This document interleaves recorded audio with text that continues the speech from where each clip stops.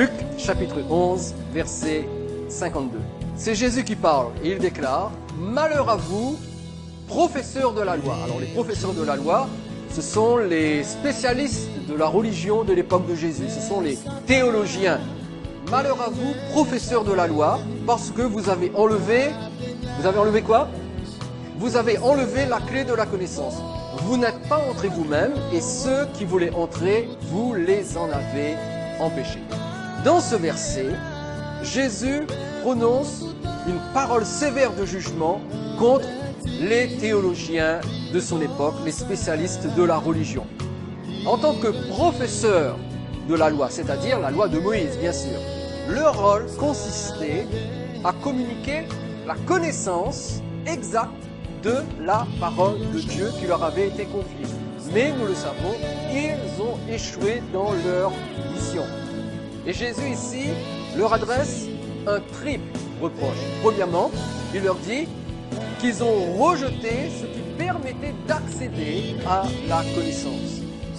Deuxièmement, ils ne se sont pas appliqués à obtenir cette connaissance alors qu'ils étaient les professeurs de la loi. Et enfin, troisièmement, ils ont empêché ceux qui le voulaient d'y avoir également accès. Donc, ils ont commis 3 fautes, et cela en enlevant ce que Jésus nomme dans notre texte la clé de la connaissance. Eh bien, à quoi Jésus fait-il référence ici? Je me suis longtemps posé la question. Pendant de nombreuses années, chaque fois que je lisais ce verset, je me disais, mais de quoi Jésus parle-t-il? Est-ce que je suis le seul ou bien ça vous est arrivé à vous aussi? Pourquoi est-ce que Jésus prononce cette parole? Vous avez enlevé la clé de la connaissance. Est-ce que cette clé est une vraie clé, une clé matérielle? Une clé que l'on peut mettre dans une pompe? Est-ce qu'il y a un coffre appelé connaissance avec un cadenas et puis il y avait une clé pour ouvrir le cadenas et ouvrir le coffre? Bien sûr que non. De quoi est-ce que Jésus parle ici? L'explication la plus plausible est que ces professeurs de la loi avaient caché la vérité contenue dans les Saintes Écritures, dans la parole de Dieu, en imposant à la place de la parole de Dieu leur interprétation personnelle de la parole de Dieu, interprétation personnelle qui était bien sûr fausse. Connaissez-vous des gens qui font passer leurs opinions personnelles avant la parole de Dieu? Et tout en le faisant, ils confessent croire en Dieu, ils confessent servir Dieu. Et une des façons de le faire consiste à donner plus d'autorité à la tradition qu'à ce que Dieu dit dans sa parole. Regardez ce qui est écrit dans Marc chapitre 7, verset 13. Et encore une fois, c'est Jésus qui parle. Il dit, vous annulez ainsi la parole de Dieu par quoi? Par la tradition. C'est quand même sérieux ce que Jésus dit ici. Nous pouvons annuler la parole de Dieu, c'est-à-dire la rendre inopérante, ineffective, par la tradition que vous avez transmise et vous faites bien d'autres choses semblables. Donc, nous pouvons, par la tradition et par nos opinions personnelles, faire taire ce que Dieu dit dans sa parole. Or, ce qui compte, ce ne sont pas nos traditions, ce ne sont pas nos opinions. Ce qui compte, c'est la vérité de la parole de Dieu. Et savez-vous, mes chers amis, que de nos jours, l'Église fait face au même danger. Celui de ne pas se servir de la clé de la connaissance pour lire, pour comprendre et pour appliquer la parole de Dieu au point de faire passer autre chose au-dessus de la parole de Dieu. Tous ceux qui font passer autre chose au-dessus de la parole de Dieu, la tradition en l'occurrence, ou bien leurs opinions personnelles, tous ceux qui agissent de cette façon, ce sont des gens qui n'utilisent pas la clé de la connaissance. Et nous n'en sommes pas toujours conscients. Mais il suffit de parler avec les chrétiens pour se rendre compte qu'ils sont tellement attachés à ce que croit leur Église qu'il leur semble même impossible que les choses puissent être différentes de ce qu'ils croient habituellement. Cela signifie qu'il est très difficile de remettre en question ce que l'on croit.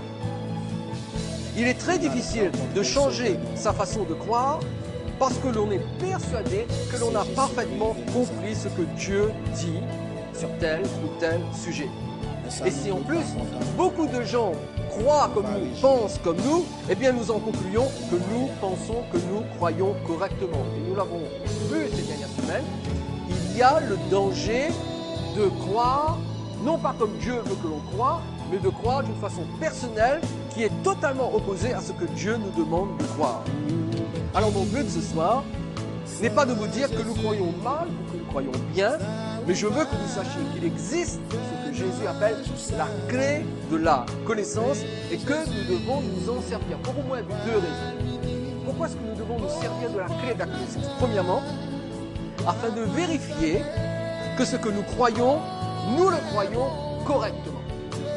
En d'autres termes, de nous assurer que tout ce que nous croyons, nous le croyons conformément à ce que Dieu nous demande de croire. Et enfin, deuxièmement, pour progresser dans notre découverte des vérités qui nous sont encore cachées. Question, est-ce que vous avez tout compris de la parole de Dieu? Est-ce que vous connaissez toute la parole de Dieu? Vous êtes comme moi, on est en découverte. Il y a des choses que nous avons apprises, mais il y a des choses que nous avons encore besoin d'apprendre. C'est-à-dire que nous sommes en progression. Alors d'une part, nous devons vérifier ce que nous avons déjà appris, ce que nous croyons déjà, mais en plus, nous devons apprendre de nouvelles choses. Donc nous avons besoin de la clé de la connaissance afin d'être sûrs que ce que nous croyons déjà et ce que nous allons croire, ce que nous allons apprendre, soit conforme à la parole de Dieu. À quoi sert une clé? Eh bien, à fermer et à ouvrir une porte. Nous sommes bien d'accord? Si cette porte est déjà fermée, tout ce que j'ai à faire, c'est de me servir de la clé pour l'ouvrir. Par contre, si je ne me sers pas de la clé, que va-t-il se passer? Eh bien, la porte va rester fermée. Écoutez bien ce que je vous dis. Beaucoup de prédicateurs prétendent que la Bible est simple à comprendre. Il suffit de la lire. Mais nous savons que c'est faux. Vous êtes d'accord avec moi? Chaque fois que vous lisez la Bible, vous avez l'impression que c'est un livre tellement facile à lire? Moi, j'ai plutôt l'impression inverse. La Bible est un livre fermé, difficile à comprendre, si nous ne savons pas correctement l'interpréter.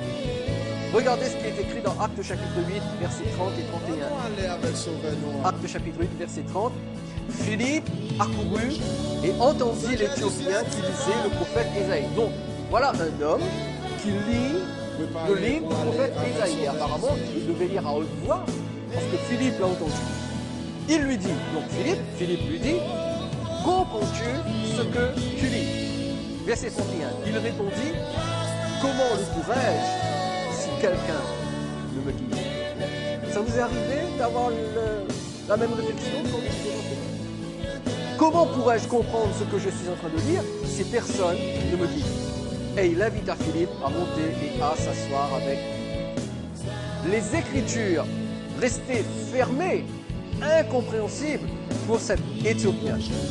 Il ne les comprenait pas jusqu'à ce que Philippe monte s'asseoir avec lui dans son char et devint pour lui, pendant quelques instants, la clé de la connaissance. Vous comprenez que Philippe, dans sa personne, dans sa façon d'être, dans son intervention, est devenu pour cet Éthiopien une clé de connaissance. Et cela était nécessaire parce que le Nouveau Testament n'avait pas encore été rédigé et les explications de Philippe étaient indispensables pour que cet Éthiopien comprenne ce qu'il était en train de lire. Cependant, aujourd'hui, vous et moi, nous avons la Bible dans son ensemble. Nous avons tout le Nouveau Testament. Et la Bible est un guide. Le Nouveau Testament que nous possédons, les évangiles, les épîtres, constituent ce qu'on appelle la clé de la connaissance. Et nous avons besoin de cette clé de la connaissance pour comprendre, déjà pour lire correctement, pour comprendre et pour appliquer l'ensemble de la Bible. Le drame, c'est que les chrétiens ignorent quelle est ce Bible. Les chrétiens ignorent quelle est cette clé de la connaissance. Et cela pour une bonne raison, parce que les pasteurs eux-mêmes ne savent pas qu'il y a dans cette Bible une clé que Jésus appelle la clé de la connaissance. Et j'estime qu'il est temps que cette ignorance cesse. Quelle est exactement la clé de la connaissance qui va leur donner accès à une compréhension limpide de la Bible et qui va les guider dans la mise en pratique de la parole de Dieu. Alors j'ai une simple question à vous poser ce soir. Voulez-vous connaître quelle est cette clé de la connaissance? Aimeriez-vous savoir de quoi je suis en train de parler? Est-ce que vous aimeriez que ce soir, je puisse mettre dans vos mains, là, depuis cette estrade, que je puisse mettre dans vos mains la clé de la connaissance, cette clé qui va vous permettre d'ouvrir la Bible, de comprendre la Bible lorsque vous la lisez, et surtout de la mettre en pratique. Est-ce que cela vous intéresse? Non, parce que si ça ne vous intéresse pas, on se dit bonsoir et tout le monde rentre chez soi. Alors ce soir, j'aimerais vous donner la clé de la connaissance. J'aimerais vous montrer où se trouve la clé de la connaissance. Alors je ne vais pas tourner autour du pot, ça va vite. La clé de la connaissance, c'est un verset de la Bible. Un simple verset. J'estime que c'est le verset le plus important de la Bible. Même plus important que Jean 3,16. Tout le monde connaît Jean 3,16. Car Dieu a tant aimé le monde, etc., etc. Mais j'estime pour ma part que ce verset que nous allons lire, qui est la clé de la connaissance, est le verset le plus important de la Bible, mais en même temps, c'est le verset le plus méconnu et le moins utilisé. Est-ce que vous voulez le connaître?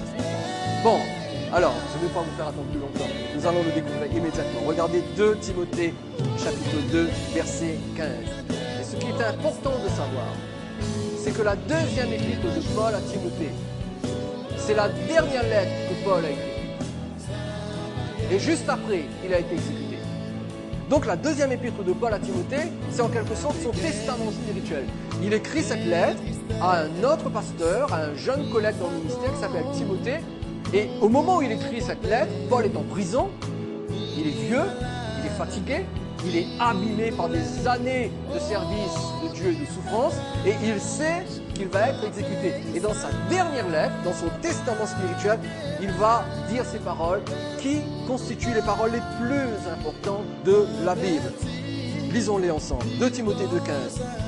Paul dit à Timothée, « Efforce-toi de te présenter devant Dieu comme un homme éprouvé, un ouvrier qui n'a point à rougir, qui dispense droitement la parole de la vérité. » Alors vous êtes en train de vous demander, mais comment se fait-il que ce verset soit, aux yeux d'Éric Babef, le verset le plus important de la parole de Dieu? Vous allez comprendre pourquoi je dis cela. Tout d'abord, quelle est la première impression que produit dans vos cœurs la lecture de ce verset? Sans même entrer dans une explication détaillée, dans une exégèse profonde. Vous savez, l'exégèse, c'est lorsqu'on prend les mots du texte original en grec et qu'on les traduit en français. Eh bien, sans même entrer dans ce genre de travail, qu'est-ce que cette exhortation de Paul à Timothée nous inspire? Qu'est-ce que Paul dit exactement à son jeune collègue Timothée dans le ministère? Alors, je vais vous faire un résumé. Globalement, qu'est-ce que Paul dit à Timothée? Eh bien, Paul dit à Timothée de fournir les efforts nécessaires. Pourquoi est-ce que je dis les efforts? Parce que le verset commence ainsi, efforce-toi. Donc il faut faire des efforts. Alors Paul dit à Timothée de fournir les efforts nécessaires afin d'enseigner correctement la parole de Dieu. Si je résume ce verset, c'est ce que je comprends. Est-ce que vous êtes d'accord avec moi?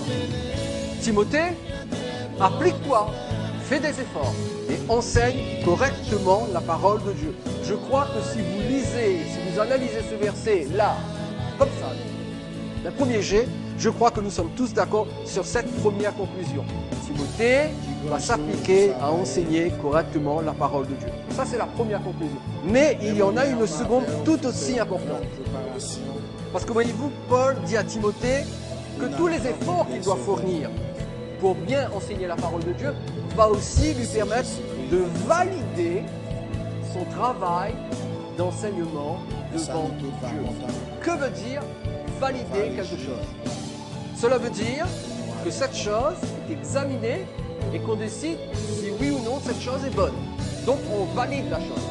Vous me suivez là? Donc Paul dit à Timothée, non seulement tu dois enseigner correctement la parole de Dieu, mais en le faisant, tu vas permettre à Dieu de valider l'enseignement que tu donnes à son Église. Notre verset commence ainsi. Efforce-toi de te présenter devant Dieu. Devant Dieu. Notez bien cette petite expression.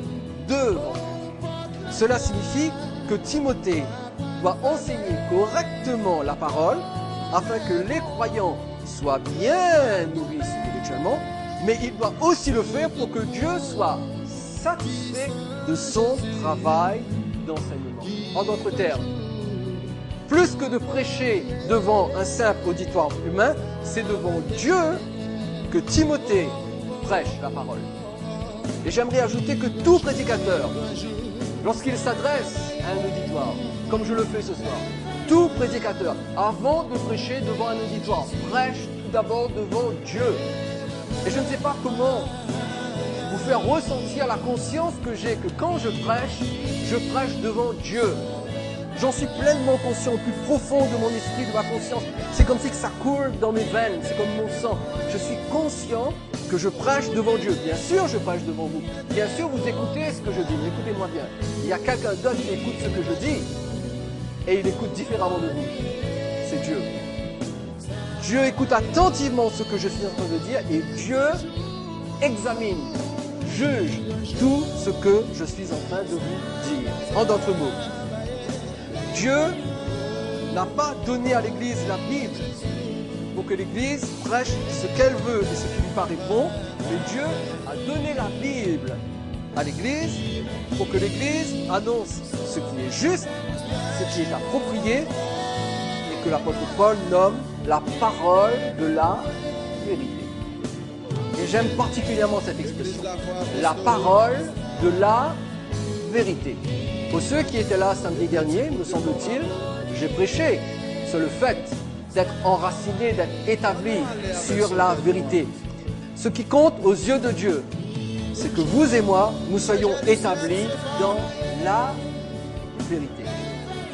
Nous pouvons dire à la lumière de ce verset que Dieu est le premier auditeur de tout prédicateur. Et que fait-il lorsque il écoute une prédication ? Eh bien, Dieu vérifie pour voir si ce qui est dit correspond à la vérité. Pas seulement à la vérité, mais à sa vérité à lui. Qu'est-ce que Dieu dit par son prophète Jérémie ? Jérémie chapitre 11, verset 12. Regardez ce qui est écrit. Dieu dit, je veille sur ma parole pour l'exécuter. Sur quoi Dieu veille-t-il ? Sur sa parole. Le verbe veiller ici signifie être vigilant, être aux aguets. Avez-vous déjà vu quelqu'un être aux aguets ? Avez-vous déjà vu un chat qui est aux aguets ? Qui attend que la petite souris sorte ? Ou qui attend qu'il y ait un lézard qui passe devant lui ? Il est aux aguets. Il est vigilant. Tous ses sens sont mobilisés et il attend. Eh bien, Dieu agit de la même façon lorsque sa parole est enseignée. Il est vigilant, il est aux aguets. Il veille sur sa parole. Et quand Dieu dit qu'il veille sur, cela veut réellement dire qu'il surveille. Il veille sur veut dire il surveille. Mais que surveille-t-il ? Eh bien, tout simplement que sa parole ne soit pas déformée, mais qu'elle soit proclamée telle qu'elle est. Parce que voyez-vous, si sa parole subit la moindre transformation, elle cesse d'être la parole de la vérité. Et c'est le drame qui peut atteindre tout prédicateur. C'est de se servir de la Bible pour prêcher, mais par manque de fidélité à la Bible, ce n'est pas la parole de vérité que le prédicateur prêche, c'est une autre parole. Il va se servir de la Bible, mais il ne va pas prêcher la vérité. C'est le comble pour le prédicateur. De se servir de la Bible, mais de ne pas prêcher la vérité. Et c'est une immense responsabilité qui repose sur les pasteurs et sur les prédicateurs qui doivent être absolument vigilants pour rester fidèles à la vérité de Dieu. Vous comprenez pourquoi je prends autant de temps pour étudier, pour chercher, pour analyser, afin de vous prêcher le maximum de vérité? Et je prends beaucoup de temps pour cela. C'est pour cette raison qu'il est dit dans Jacques chapitre 3 verset 1. Mes frères, qu'il n'y ait pas parmi vous un grand nombre de personnes qui se mettent à enseigner, car vous savez que nous serons jugés plus sévèrement. Tout prédicateur, tout pasteur va être jugé plus sévèrement. Aujourd'hui, la gangrène de l'Église, le mal qui ronge l'Église de l'intérieur, c'est le nombre croissant de prédicateurs qui enseignent mal. Et vous n'avez qu'à faire un tour sur YouTube pour voir cette quantité de prédicateurs qui fleurissent, qui commencent à enseigner, qui prêchent et qui mettent leur enseignement sur YouTube, mais ils racontent des choses totalement contraires à la parole de Dieu. Depuis les années 80 et les années 90, il y a eu une multiplication d'apôtres et de prophètes qui prétendent parler de la part de Dieu et conduire l'Église vers de plus hauts sommets spirituels, mais qui sont incapables d'enseigner correctement la parole de la vérité. Ils ont leur propre doctrine, leur propre vérité, leur propre programme, mais ils sont infidèles à la parole de la vérité. Ils ignorent ou ils oublient que Dieu surveille de près ce qu'ils disent lorsqu'ils prêchent. Et ce sont des hommes qui plaisent peut-être à leur auditoire humain parce qu'ils savent comment faire le show. Avez-vous déjà vu des pasteurs qui font le show? Allez sur YouTube, vous verrez. Je vous dis, dans certaines églises, l'estrade ressemble davantage à une scène de show business. Parce que certains pasteurs aujourd'hui savent faire le show. Ils ont le sens du spectacle. Alors oui, ils plaisent à l'auditoire humain parce qu'ils ont le sens du spectacle. Mais l'auditoire divin, lui, est loin d'être satisfait de leur travail. Parce que ce que Dieu regarde, ce n'est pas combien le pasteur est charismatique, combien il plaît à son auditoire, combien il est capable de retenir l'attention et de créer des émotions. Ça n'intéresse pas Dieu. Ce n'est pas ce que Dieu cherche. Ce que Dieu cherche, c'est que le prédicateur enseigne la vérité et que ceux qui écoutent entendent la vérité. C'est ça qui intéresse Dieu. C'est la raison pour laquelle, à Libre Accès, vous l'avez compris, depuis quelques mois maintenant, que toute l'emphase est placée sur l'enseignement. Nous ne négligeons pas la louange, nous avons chanté tout à l'heure. Nous sommes des êtres d'émotion. Il est vraiment important et agréable de vivre de bonnes émotions dans la présence de Dieu. Mais le plus important, par-dessus tout, c'est la vérité. Et si nous analysons cette phrase dans notre verset, regardez bien.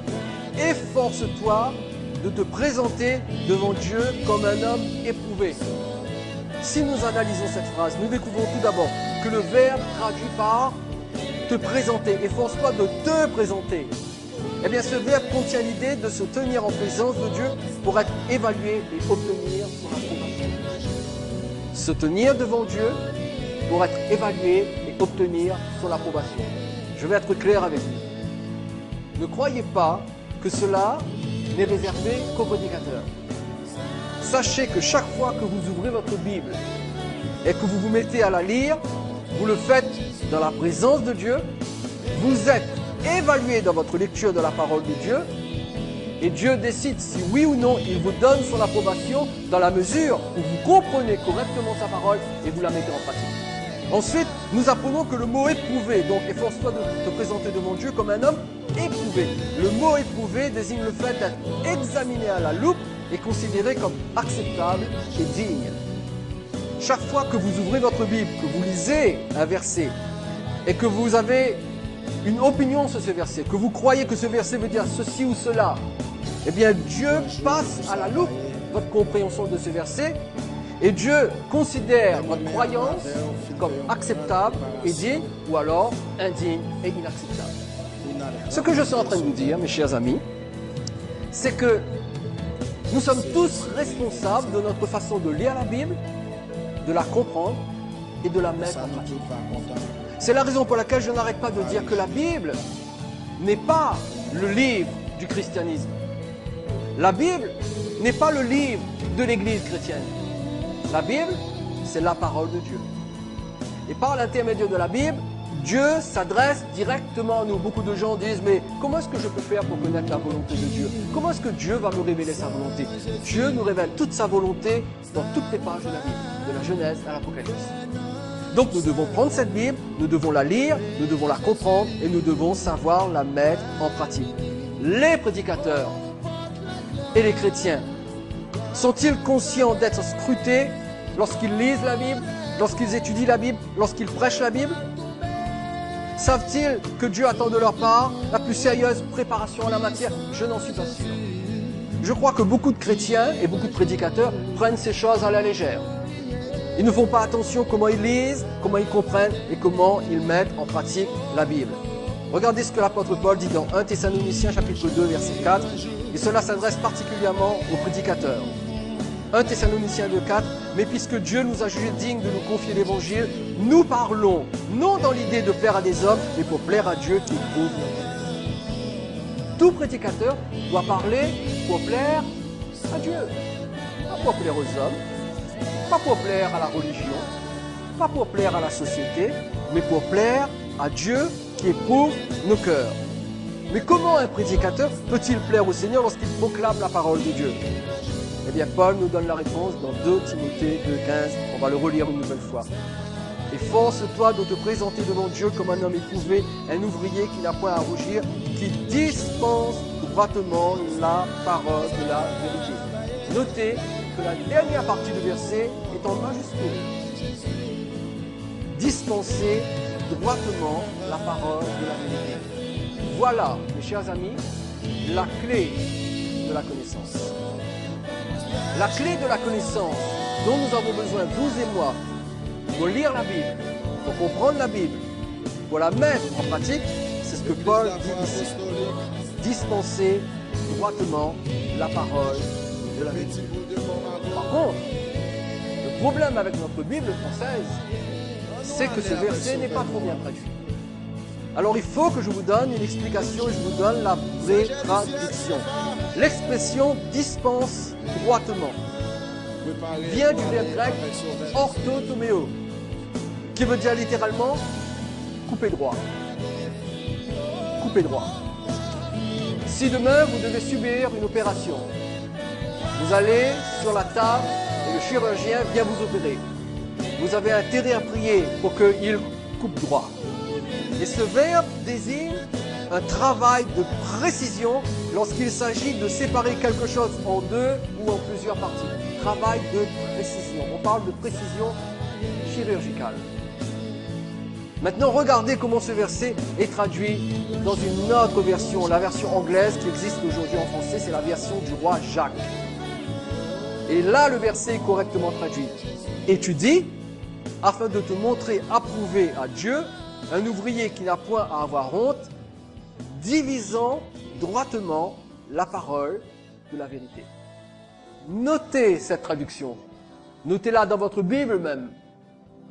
Parce que c'est la bonne traduction. Elle correspond davantage au sens original de notre verset, qui divise ou qui coupe droitement la parole de Dieu. En d'autres termes, et ça apparaît au tableau, il est important de bien diviser la Bible lorsque nous l'interprétons, sinon nous risquons de nous tromper dans sa mise en pratique. Voilà la clé de la connaissance. La clé de la connaissance consiste à bien diviser la parole de Dieu lorsque nous la lisons. Qu'est-ce que cela veut dire? Doit-on vraiment diviser la Bible pour bien la comprendre? Bien sûr. C'est clair, c'est évident. Je veux dire, déjà, notre Bible, elle est coupée en deux. Vous avez remarqué que votre Bible est coupée en deux? De quoi est-ce que je parle d'après vous? L'Ancien et le Nouveau Testament, exactement. Notre Bible est déjà divisée en deux parties. Qu'est-ce qui nous concerne le plus, vous et moi en tant que chrétiens? Est-ce que c'est l'Ancien ou le Nouveau Testament? C'est le Nouveau Testament, bien évidemment. Alors déjà, naturellement parlant, notre Bible est divisée en deux. Elle est coupée en deux. Et ce qui va principalement nous intéresser et nous concerner, nous chrétiens, c'est le Nouveau Testament. Et la plus grande erreur que nous puissions commettre en tant que chrétiens, c'est de penser, écoutez bien, je vous fais une déclaration choc ce soir.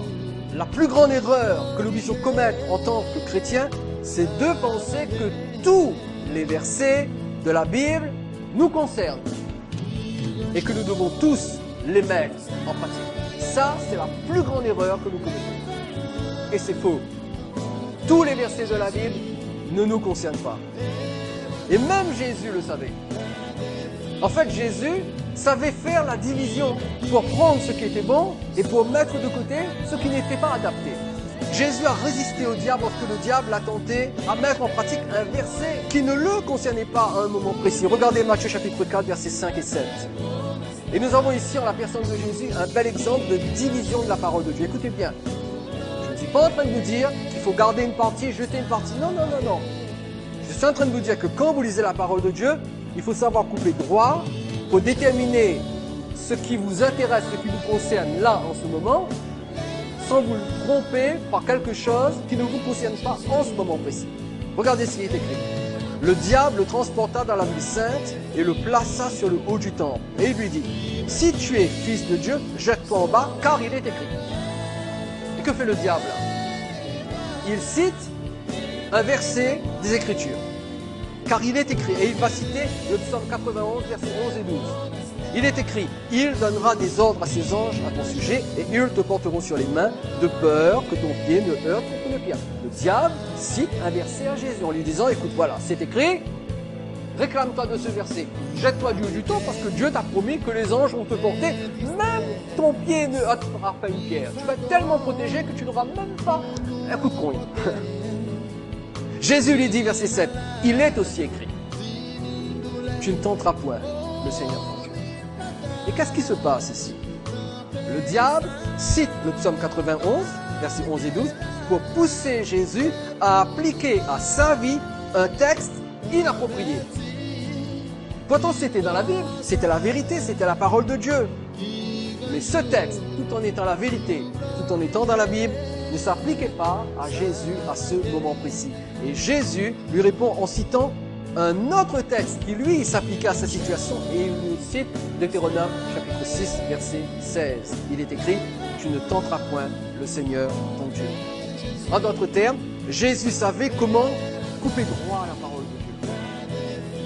Il aurait pu très bien pu dire au diable, « Ok, je vais te prouver que je suis le Fils de Dieu. Je vais sauter comme tu l'as dit parce que Dieu l'a promis. » Il aurait pu le faire, mais il a refusé. Pourquoi? Parce que Jésus savait qu'il fallait couper droit la parole de Dieu, afin de ne pas tomber dans le traquenard que lui avait tendu le diable. Et c'est exactement ce que vous et moi, nous devons faire si nous ne voulons pas être trompés par Satan. La règle à retenir est celle-ci, elle apparaît à l'écran, et notez-la. Tous les versets de la Bible ne nous concernent pas. Il faut savoir les séparer d'avec ceux qui s'appliquent à nous en ce moment. Si vous voulez comprendre les Écritures, vous devez prendre cette clé et surtout vous devez apprendre à l'utiliser. Comment déterminer, comment discerner les textes qui s'appliquent à nous directement aujourd'hui et ceux qui ne s'appliquent pas à nous. J'aimerais examiner quelques exemples de textes qui étaient valables pour d'autres personnes à une certaine époque, mais qui n'est plus pour nous aujourd'hui. Juste pour vous donner quelques exemples. Et on va rester à la surface. Regardez Deutéronome, chapitre 32, verset 46. Deutéronome 32, 46. Prenez à cœur toutes les paroles que je vous conjure aujourd'hui de recommander à vos enfants, afin qu'ils observent et mettent en pratique toutes les paroles de cette loi. Moïse, ici, dit à Israël, premièrement, qu'il doit obéir à la loi. Deuxièmement, qu'il doit enseigner à leurs enfants à faire la même chose. C'est-à-dire, les Israélites devaient enseigner la loi à leurs enfants pour que tous ensemble, ils puissent mettre en pratique la loi. Mais Paul dit qu'avec la venue de Jésus, lorsqu'il est mort à la croix, vous et moi aujourd'hui, gloire à Dieu, nous n'avons plus à observer la loi de Moïse. C'est terminé. Ça n'a plus lieu d'être. Romains 10, 4. Christ est la fin de la loi pour la justification de tous ceux qui croient. Voilà un second exemple. À un moment donné, Dieu dit, enseigne la loi à tes enfants et mets-la en pratique. Et à un autre moment, Dieu dit par la bouche de Paul, Christ est la fin de la loi. C'est fini la loi. Tu n'as plus à la mettre en pratique. Alors vous comprenez, c'est dans la même Bible. Mais deux versets. L'un s'applique à nous, l'autre ne s'applique pas à nous. Deutéronome 32, 46 ne s'applique pas à nous. Par contre, Romains 10, 4 s'applique à nous. Prenons l'exemple du sabbat. Avez-vous déjà rencontré des gens qui vous accusent de ne pas respecter le sabbat? Ça vous est arrivé? À un moment, Dieu exige que l'on observe le sabbat. Exode chapitre 20, verset 10. Le 7e jour est le jour du repos de l'Éternel, ton Dieu. Tu ne feras aucun ouvrage, ni toi, ni ton fils, ni ta fille, ni ton serviteur, ni ta servante, ni ton bétail, ni l'étranger qui est dans tes corps. Soit dit en passant, aujourd'hui, ceux qui observent le sabbat, en fait, ils ne l'observent pas. Parce que le jour du sabbat, il ne fallait rien faire. Tout devait être prêt la veille. Donc aujourd'hui, quand une personne observe le sabbat, mais fait cuire à manger, elle viole le sabbat. Et normalement, selon la loi, elle devait être lapidée. Donc, Dieu dit, le 7e jour, c'est le sabbat, repos complet, on ne fait rien. Mais à un autre moment, nous voyons que le Seigneur Jésus lui-même passe outre l'observation du sabbat, quand bien même c'est son Père qui l'avait prescrit. Et que dit Jésus dans Matthieu chapitre 10, verset 8? Il dit, car le Fils de l'homme est maître du sabbat. En d'autres termes, je n'ai pas respecté le sabbat, je suis maître du sabbat. Donc, le Fils de Dieu lui-même, à un moment donné, ne respecte pas le sabbat. Et à un autre moment encore, il est clairement stipulé que nous n'avons pas à observer le sabbat et que personne ne peut nous en faire reproche. Colossiens, chapitre 2, verset 16, dit que personne donc ne vous juge au sujet du manger ou du boire. Vous vous rendez compte? Vous pouvez manger et boire ce que vous voulez. Si quelqu'un va vous dire, tu es chrétien, tu n'as pas le droit de manger ceci, tu n'as pas le droit de boire cela, lisez-lui, Colossiens 2, 16, que personne ne vous juge au sujet du manger ou du boire. Vous avez le droit de manger et de boire ce que vous voulez, pourvu que ça ne fasse pas de mal à votre corps. Ou au sujet d'une fête, d'une nouvelle lune ou des sabbats. Donc, à un moment donné, Dieu dit, observe le sabbat. À un autre moment, le Fils de Dieu dit, je suis maître du sabbat, je ne l'observe pas. Et à un autre moment, Dieu dit, vous êtes libérés du sabbat, ne l'observez pas. Et si vous lisez Ésaïe chapitre 56, verset 2, c'est le verset qu'utilisent ceux qui veulent nous imposer le sabbat. Ésaïe 56, 2, il est dit, heureux l'homme qui fait cela, et le Fils de l'homme qui demeure ferme, gardant le sabbat pour ne point le profaner, et veillant sur sa main pour ne commettre aucun mal. Si vous vous appuyez sur ce verset pour observer le sabbat, vous ne coupez pas droit à la parole de Dieu, parce que ce verset se trouve dans le livre du prophète Ésaïe, et il s'adresse uniquement à la nation d'Israël. Donc, quelle est la conclusion que nous tirons de cela? Eh bien, vous et moi, nous n'avons pas à observer le sabbat. Nous sommes libres du sabbat. Pourtant, à un moment donné, Dieu l'a commandé, mais plus maintenant. Dieu avait donné à Israël plusieurs interdits alimentaires. Par exemple, savez-vous qu'en Israël, à l'époque, il était interdit de manger du lièvre? Regardez Lévitique chapitre 11, verset 6. Vous ne mangerez pas le lièvre. C'est un commandement de Dieu. Vous ne mangerez pas le lièvre, qui rumine, mais qui n'a pas la corne fendue. Vous le regarderez comme impur. C'est un commandement de Dieu. Vous ne mangerez pas le lièvre, qui est un animal impur. Cependant, Paul dit que nous pouvons tout manger. 1 Corinthiens 10, 27. Regardez bien ce verset, il est important.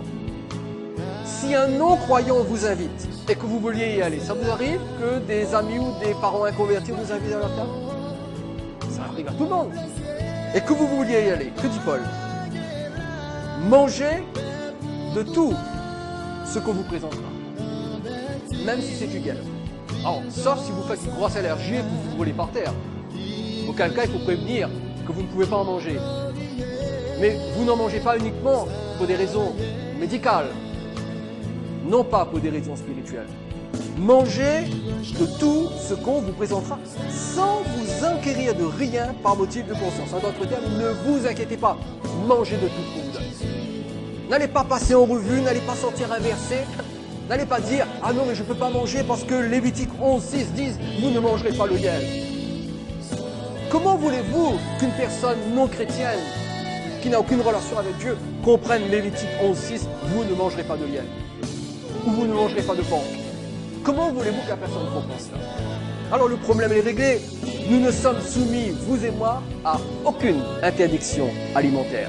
Donc, une loi qui était valable à un moment donné pour des individus donnés ne s'applique pas à nous aujourd'hui en tant que chrétiens. Et Paul précisera même dans 1 Corinthiens 8.8. Regardez 1 Corinthiens 8.8.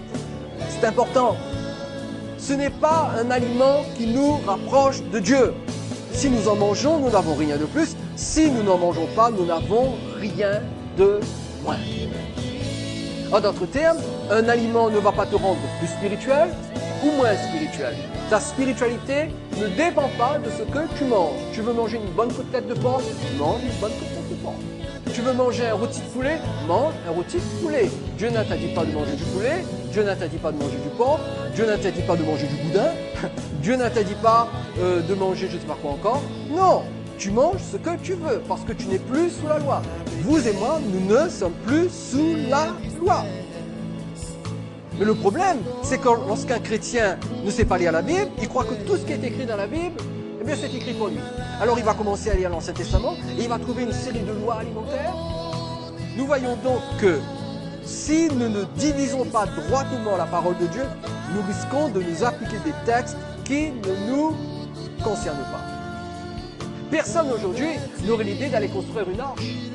Parce que Dieu a dit à une seule personne de construire une arche. Vous savez qui? Noé, exactement. Il en est de même de toutes les prescriptions de l'Ancien Testament. Nous n'avons plus besoin d'observer les fêtes d'Israël. Nous n'avons plus à donner notre dîme. Nous n'avons plus à nous faire circoncire. Gloire à Dieu. Amen, mes frères. Nous allons terminer en considérant l'importance de couper droit, même à l'intérieur du Nouveau Testament. Parce que voyez-vous, là nous avons coupé droit entre l'Ancien et le Nouveau. Mais même à l'intérieur du Nouveau Testament, il faut apprendre à couper droit. Il y a des textes de l'Évangile qui ne nous concernent plus aujourd'hui. Regardez avec moi Matthieu chapitre 10, verset 5. Tels sont les 12 que Jésus envoya après leur avoir donné les instructions suivantes. N'allez pas vers les païens. Alors imaginez qu'un chrétien nouvellement converti se met à lire l'évangile de Matthieu et il s'arrête à Matthieu chapitre 10, verset 5 où il est dit « N'allez pas vers les païens ». Quelle conclusion il va tirer? Eh bien que je ne dois pas partager mon témoignage avec des non-juifs. Alors, qu'est-ce qu'il va vouloir faire? Il va vouloir immigrer en Israël. Il va aller à l'ambassade d'Israël, il va demander un visa, il va prendre toutes ses économies, il va prendre un billet d'avion pour se rendre à Tel Aviv, et il va essayer d'habiter en Israël parce qu'il a lu « N'allez pas vers les païens ». Donc, il a décidé qu'il faut qu'il aille en Israël. C'est comme ceux qui ont décidé qu'ils doivent aller se faire baptiser dans les eaux du Jourdain. Comme si qu'en se faisant baptiser dans le Jourdain, on va être plus baptisé que ceux qui se sont fait baptiser à la rivière d'abord. Non, vous comprenez? Et le problème, c'est qu'il y a des chrétiens qui pensent ainsi. Et qui croient que s'ils vont en Israël, et qu'ils vont se faire baptiser en Israël, et qu'ils vont aller dans les endroits où Jésus a marché pour prier, de toute façon, lorsque vous arrivez en Israël et que le tour opérateur vous dit « Là, Jésus a marché là », c'est faux, Jésus n'a pas marché là. Parce que tout le terrain d'Israël où Jésus a marché n'existe plus aujourd'hui.